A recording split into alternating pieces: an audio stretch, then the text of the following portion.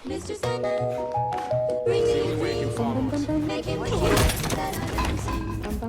Give him two lips like roses and flowers. And tell him that his lonesome nights are pussy. Hit it late with a bitch from the bayou. Make sure the pussy ball no Caillou. Who drinking your ass like a Mariah? I'll splash on your ass like a eye chapstick on my lip. Look like a bitch, I have a couple of dips for the ice on my wrist. No, I die with the whip. Will you take 4 spin every rapper for 10? I've been fucking bitches in my minivan. I've been flipping switches cause I know I can. Assalamualaikum warahmatullahi wabarakatuh, Leluhurku Maha Damang. Mudah-mudahan Allah Subhanahu wa Ta'ala selalu memberikan kesehatan dan kemudahan bagi kita semua untuk menjalankan pengabdian kepadanya.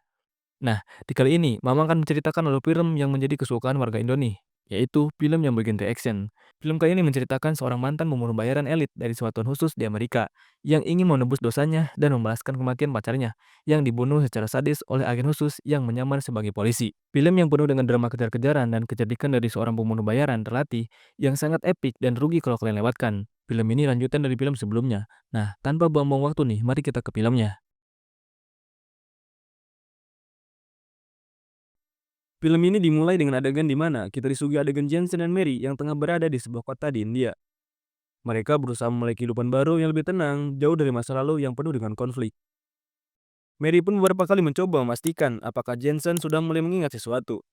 Namun ingatan Jensen belum sepenuhnya kembali, sehingga dia pun masih bimbang apakah bayangan yang muncul dalam tidurnya itu benar-benar bagian dari masa lalunya, atau hanya sekedar mimpi saja. Meski begitu, Mary pun tetap berharap Jensen bisa mengingat siapa dirinya sebenarnya. You're burning up. Sementara itu, di Berlin, Jerman, sejumlah agen CIA yang dipimpin oleh Landy tengah sibuk melaksanakan sebuah operasi untuk membeli dokumen yang memuat informasi penting terkait penyelidikan mereka. Namun, tanpa mereka sadari, ada seseorang tak dikenal yang menyelinap masuk ke dalam gedung, tempat transaksi itu terjadi. Tak jelas apa tujuannya, pria misterius itu ternyata menanamkan bom dan dengan sangat hati-hatinya menempelkan salinan sidik jari di tempat tersebut. Tepat ketika transaksi sedang berlangsung, ledakan pun tiba-tiba terjadi. Di tengah hiruk-pikuk kejadian itu, si pria misterius itu berhasil kabur dan memboyong uang sekaligus dokumen penting tersebut. Usai menciduk orang-orang yang di dalam, pria itu langsung kabur meninggalkan lokasi kejadian. Setelah menempuh perjalanan yang cukup jauh, dia tiba di sebuah tempat untuk bertemu dengan seseorang bernama Yuri. Yuri adalah seorang bos salah satu perusahaan minyak terbesar di Jerman. Nah, disinilah akhirnya terkuak kalau pria misterius itu ternyata bernama Karim. Dan lucunya, Karim ini ternyata seorang polisi juga. Entah karena kebutuhan hidup yang makin mahal atau bagaimana, yang jelas Karim menyambi kerja sebagai pembunuh bayaran dengan reputasi yang cukup menakutkan di dunia gelap itu. How much? Sementara itu, di India, Jensen tampaknya sedang olahraga di sebuah pantai. Saat hendak pulang, naluri agennya yang belum hilang sepenuhnya membuatnya merasa ada yang janggal ketika melihat seorang pria Amerika yang mondar-mandir di sekitar tempat tinggalnya. Dan pria Amerika itu tak lain adalah Karim. Menyadari hal itu, Jensen pun segera bergegas menyalakan mobil dan melaju dengan kencang untuk menjemput Mary. Sesampainya di lokasi, Jensen melihat Karim tak jauh dari sana, menunggu dalam diam. Tanpa buang waktu, aksi kejar-kejaran pun terjadi di jalan yang berliku. Jensen memacu mobilnya melewati jalan sempit, berusaha menghindari Karim yang mengejarnya dari belakang. Saat Jensen memotong jalur lewat jalan tanah, Karim menghentikan mobilnya, menatap Jensen dari kejauhan yang kini kembali ke jalan raya. Sadar bahwa pengejaran Jensen akan sia-sia, Karim pun segera merakit senapan snipernya, bersiap menghadapi langkah Jensen berikutnya. Alhasil, mobil Jensen pun terjun bebas ke dalam danau. Dengan sisa tenaga, Jensen pun berusaha keras mengeluarkan Mary dan memberikannya napas buatan. Namun sayangnya, meskipun Jensen telah berusaha sekuat tenaga, nyawa Mary tak dapat diselamatkan.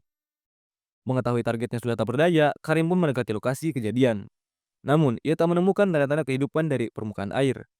Karim pun menyimpulkan bahwa Jensen dan Mary telah tewas.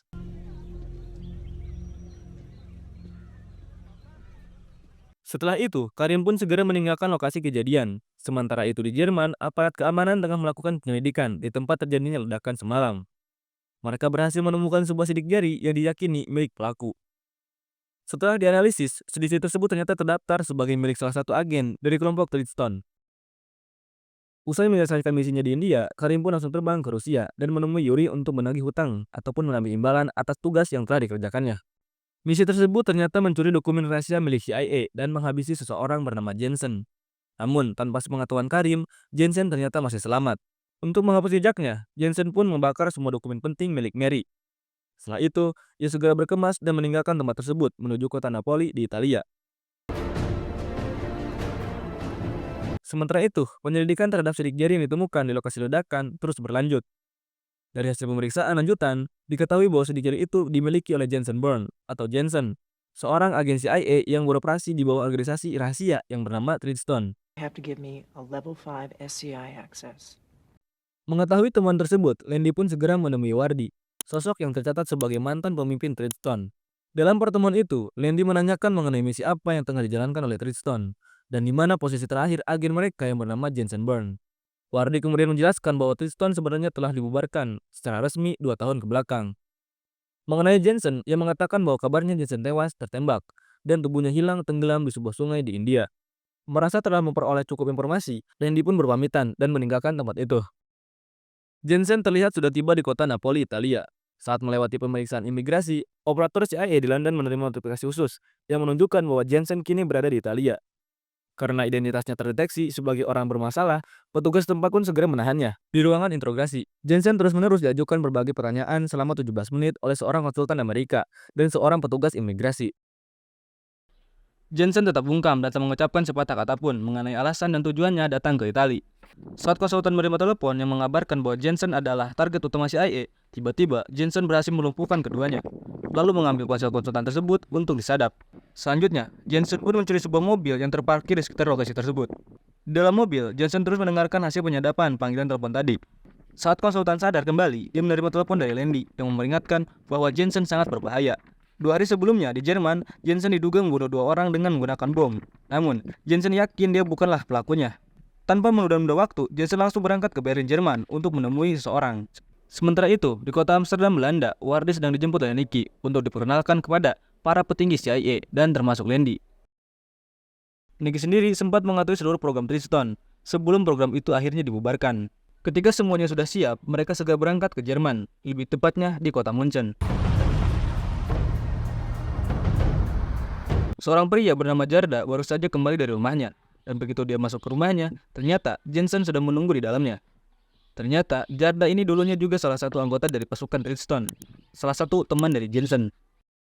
Seketika itu juga, Jensen langsung bertanya kepada Jarda, mengapa kelompok Treadstone masih saja memburunya. Jarda kemudian menjawab bahwa Treadstone sebenarnya sudah lama dibubarkan, dan tak ada lagi kelanjutannya. Mendengar jawaban tersebut, Jensen pun menurunkan sikap waspadanya. Tapi tiba-tiba, Jarda menyerang Jensen. Namun, setelah Jensen berhasil mengalahkan Jarda, tak lama kemudian datanglah beberapa agen CIA yang sedang menuju rumah Jarda. Mengetahui hal tersebut, dengan cepat Jensen membongkar pipa gas, menaruh sebuah buku di dalam memanggang roti, lalu dia kabur. Karena tak berhasil mendapatkan informasi apapun, Jensen memutuskan untuk mencari Landy di Berlin, Jerman, dengan cara menelpon satu persatu hotel di kota tersebut. Nein, mein Herr, der Name wurde nicht angezeigt. Setelah berulang kali mencoba, akhirnya Jensen menemukan sebuah hotel yang mencatat nama Pamela Landy. Tanpa menunda waktu, Jensen langsung menuju ke hotel itu. Di sana, Jensen berpura-pura sebagai kerabat dan menanyakan Landy kepada resepsionis hotel. Dengan cermat, Jensen mengamati saat resepsionis itu menelpon Landy. Dan dari situlah, dia mengetahui bahwa Landy berada di kamar nomor 235. Jensen pun segera membuntutinya menggunakan sebuah taksi. Rupanya, Landy menuju markas CIA yang berada di Berlin. Di sana, mereka tampaknya sedang merancang strategi untuk menangkap Jensen dalam keadaan hidup-hidup. Karena menangkap Jensen bukanlah perkara mudah, kata Landy. Dengan senapan sniper yang telah siap menembak, Jensen menelpon Landy untuk bertanya kenapa dia dan tim CIA-nya terus mengejar dia. Landy kemudian menjawab bahwa Jensen telah membunuh 2 orang di Berlin. Mendengar hal tersebut, Jensen tiba-tiba teringat pada masa lalunya sebagai agen pembunuh CIA, di mana ia pernah menjalankan misi untuk membunuh seseorang di Berlin. Meski hanya beberapa potongan ingatan yang muncul, Jensen sadar bahwa dulu dia pernah bekerja sama dengan Nicky. Setelah mengetahui bahwa Nicky saat ini sedang berada di markas mereka, Jensen pun meminta Landy agar dipertemukannya dengan Nicky. Setelah permintaan itu disampaikan, Jensen segera memutuskan sambungan telepon dan meninggalkan tempat tersebut tanpa menimbulkan kekacauan. Landy kembali merancang rencana. Tentu saja, Landy tak akan membiarkan Nicky bebas begitu saja. Landy berniat memancing Jensen dengan menggunakan Nicky sebagai umpannya. Untuk hal itu, Landy juga menyiapkan pengawasan ketat dengan mengirimkan mata-mata dan tim penembak jitu. Beberapa jam kemudian, Nicky akhirnya bertemu dengan Jensen di tempat yang telah disepakati. Saat itu, Nicky dan Jensen berkomunikasi lewat telepon. Dengan kecerdikannya Jensen, dia mengarahkan Nicky untuk masuk ke dalam tram. Akibatnya, tim CIA kehilangan jejak mereka berdua. Setelah berhasil menghindari pengawasan, Jensen segera mengarahkan Nicky menuju toilet di stasiun kereta bawah tanah. Jensen kembali mempertanyakan nih, mengapa tim CIA terus aja mengajarnya. Nicky pun akhirnya buka suara bahwa sekitar 2 minggu yang lalu, di Berlin, Jerman, Jensen dituduh telah membunuh 2 orang dalam sebuah pertemuan penyerahan dokumen rahasia terkait pembunuhan Perdana Menteri Rusia yang bernama Nesky.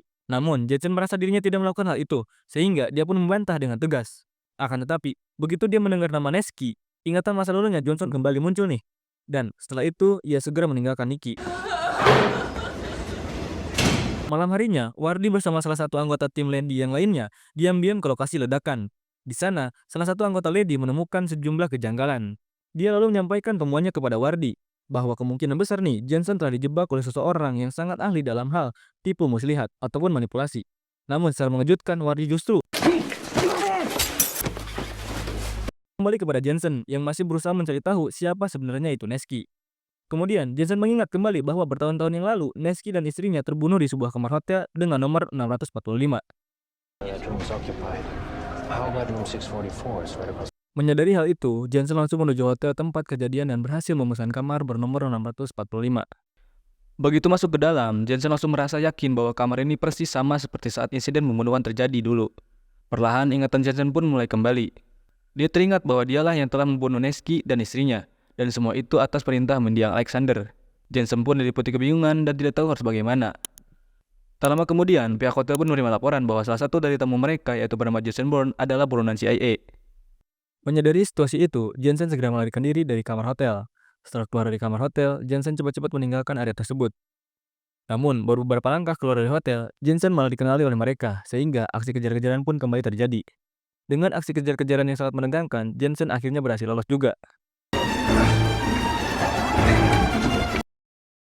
Di sisi lain, Wardy menelpon Yuri. Dari pembicaraan keduanya, akhirnya terungkap bahwa Wardy dan Yuri adalah otak di balik pembunuhan Perdana Menteri Rusia, yaitu Nesky. Mereka berdua berambisi menguasai beberapa ladang minyak di Rusia. Karena izin dari Nesky tidak diberikan, Wardy kemudian memerintahkan Alexander yang dipimpin oleh Jensen untuk membunuh Nesky. Namun, tanpa disadari Wardy dan Yuri, Jensen sudah berada di belakangnya dan merekam seluruh percakapan antara Wardy dan Yuri.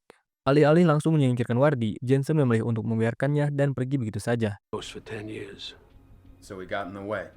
Mengenai rekaman tersebut, Jensen mengirimkannya kepada Landy sebagai bukti bahwa dirinya selama ini dijebak untuk dijadikan kambing hitam. Setelah itu, Jensen berangkat ke Rusia dengan tujuan yang belum diketahui. Sementara itu, Landy menemui Wardy yang langsung mengencungkan pistol ke arahnya. Meski begitu, Wardy tampaknya pasrah karena tidak ingin malu di depan umum. Kelanjutannya, Wardy memilih untuk mengakhiri hidupnya dengan caranya sendiri. Keesokan paginya di Moskow, Rusia, Yuri kembali menyuruh Karim untuk membunuh Jensen dengan bayaran 2 kali lipat dari sebelumnya. Karim pun merasa tegang dikarenakan sulit dipercaya nih bahwa Jensen masih hidup. Sebagai seorang pembunuh bayaran profesional dengan prinsip yang tetap dijaga, Karim langsung tancap gas menggunakan mobil polisinya untuk mengejar Jensen. Sementara itu, Jensen telah tiba di Rusia sedang berusaha melacak keberadaan anaknya Nesky nih. Ia ingin tahu bagaimana keadaan keluarga Nesky setelah tragedi pembunuhan waktu itu. Sesampainya di alamat tujuan, dengan naluri agennya yang masih tengah tajam, Jensen langsung merasa ada sesuatu yang mencurigakan. Benar saja, para polisi yang ternyata bagian dari komplotan Karim berhasil mendeteksi keberadaan Jensen yang tak jauh dari mereka. Karim tampaknya bersemangat karena dia tidak perlu repot-repot mengejar Jensen ke negara lain. Meskipun tidak berhasil menembak kepalanya, Karim tetap berhasil mengenai Jensen. Namun, dari jarak agak jauh, ada sekelompok polisi yang melihat Karim menggunakan senjata api di area umum. Akhirnya, Karim pun langsung ditangkap dan Jensen pun kembali kabur. Namun, karena Karim sendiri adalah seorang anggota polisi, ia pun segera dibebaskan. Setelah bebas, Karim pun kembali mengejar Jensen dengan tekad untuk memastikan Jensen benar-benar tewas di depan matanya. Karena sudah terluka akibat tembakan, Jensen pun mencari minimarket untuk mendapatkan perban dan demi menghentikan pendarahannya. Kemudian, ia menuju sebuah taksi yang terparkir dengan niat untuk merampasnya. Namun sayangnya, aksinya dipergoki oleh petugas yang sedang bertugas. Karena nyaris terdesak oleh Karim, Jensen pun akhirnya berhasil membawa kabur taksi tersebut. Melihat Jensen sudah tancap gas terlebih dahulu, Karim pun segera merampas mobil orang lain. Kini Jensen dikejar oleh pihak Karim dan juga pihak kepolisian. Aksi kejar-kejaran yang cukup memacu adrenalin pun berlangsung cukup sengit.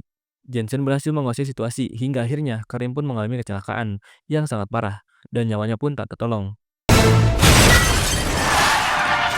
Saat melihat Karim yang sudah sekarat, Jensen sempat ingin menghabisinya. Namun, dia teringat pesan medium Mary yang memintanya untuk berhenti membunuh orang lain. Akhirnya, Jensen pun mengurungkan niatnya dan membiarkan Karim meninggal dengan sendirinya.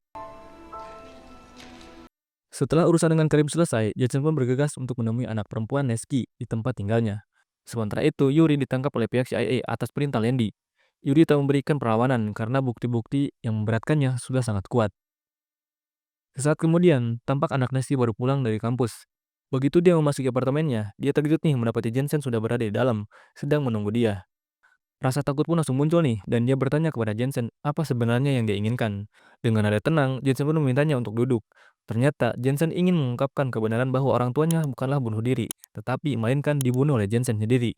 Mendengar pengakuan itu, sang anak pun diliputi kesedihan yang begitu mendalam. Setelah itu, Jensen pun bergegas meninggalkan tempat itu. Beberapa hari kemudian, ketika keadaan sudah mulai tenang, Jensen menghubungi Landy untuk menanyakan lanjutan kasusnya. Landy menjelaskan nih bahwa kasusnya tersebut telah ditutup, dan dia juga menyampaikan rasa terima kasih kepada Jensen atas rekaman pengakuan Wardi yang telah dia berikan. Namun, dari percakapan, Landy memberitahu Jensen nih sesuatu yang sangat penting, bahwa sebenarnya nama Jensen pun adalah sebuah identitas palsu ataupun samaran, sedangkan nama aslinya adalah David. Dan film pun tamat.